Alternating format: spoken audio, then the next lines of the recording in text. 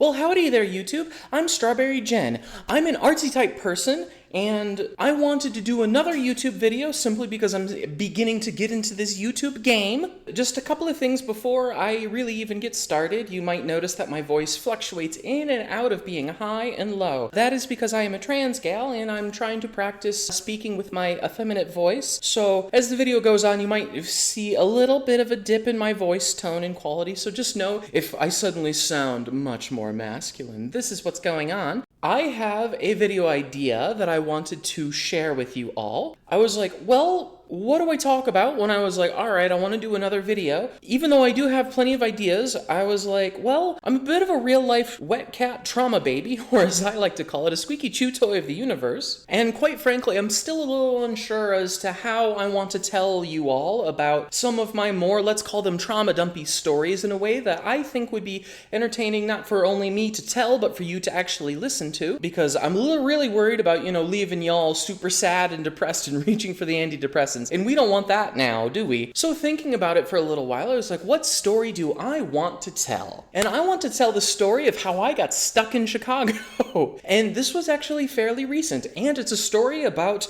the Amtrak train. But first, what is it that I'm drawing up on this here screen? Well, I am drawing a redraw of an old picture of mine that I found when I was back in my hometown as a part of what you will later learn as a part of the story. It is what I am dubbing the Sugar Lizard. It's just a simply redraw of a 20-year-old drawing that I did when I was much younger. If you want to see more of my artwork, I'll be sure to include my DeviantArt page down in the description below. Do keep in mind that I would prefer it if you were over 18 to go look at my DeviantArt page. Even though most of my stuff on there is totally safe for work, I do have a few things that are not, so just keep that in mind before you go.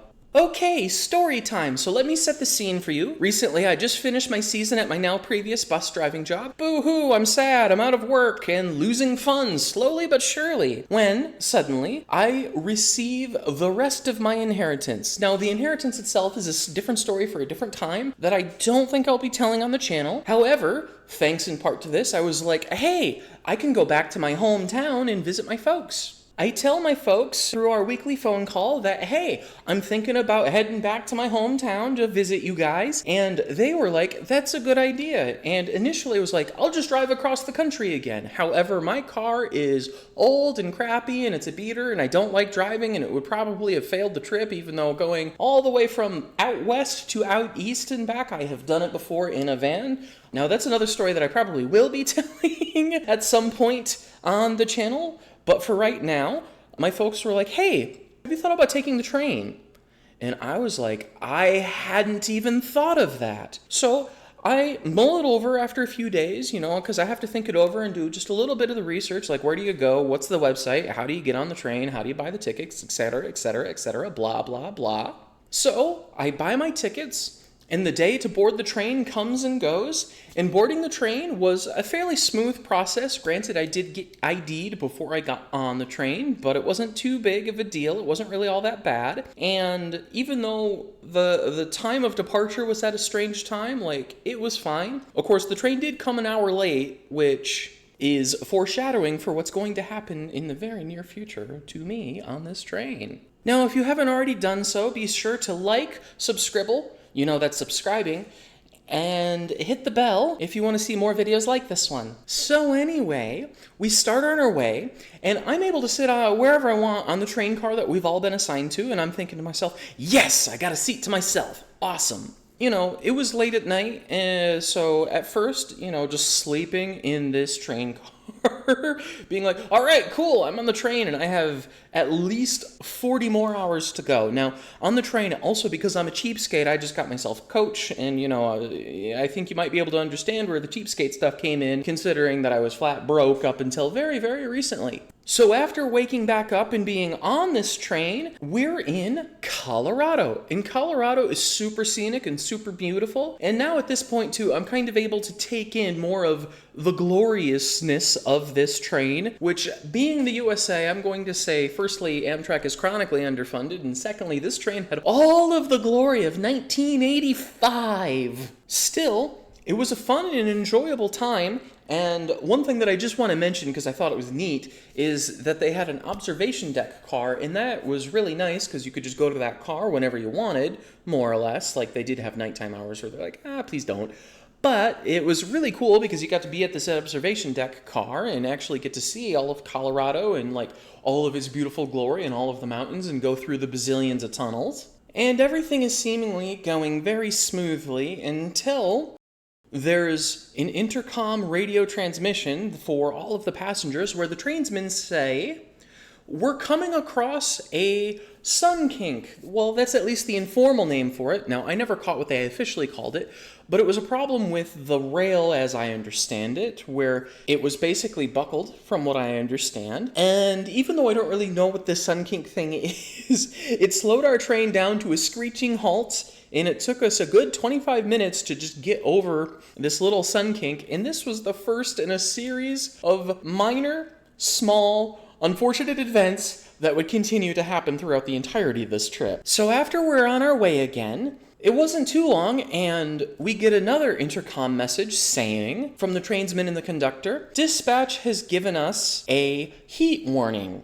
Now, we had actually gotten a few of these heat warnings throughout the Colorado portion of the trip, and what this effectively meant is that instead of going 80-ish miles per hour, we were now going 45. Now, if you don't use freedom units and you actually use a sensible measuring system, 80-ish, around 80 miles per hour, you could think of it as being around, give or take, 125 kilometers per hour. Now, this is a really slow train. Now, something else that I just want to mention is a couple of things. One, firstly, this has been the most relaxed I've ever been traveling. I do not like airports. I do not like flying. As in, it's not the flying that I have a problem with, it's everything before you actually get on the plane that I have a problem with. So the train just kind of eliminated all of that, which was really nice. But there was a lot of goofy little things that happened, at least on the way out to the Midwest. Like, at one point, we had one passenger who had missed their stop, and there was another train going westbound, so we literally handed off this passenger as soon as the two trains met up, just in the middle of nowhere, Colorado, to give this passenger over to the other boundward train. So all kinds of goofy little things on this trip, and we haven't even begun to really get into all of them. Like, after Colorado, and the next morning, we not only had the heat warnings, we had at least 3 of them. We started to get wind warnings in Nebraska and Iowa. Now, I'm looking at the app and the phone going, okay, I can still make my connection because I have a connection point in Chicago. And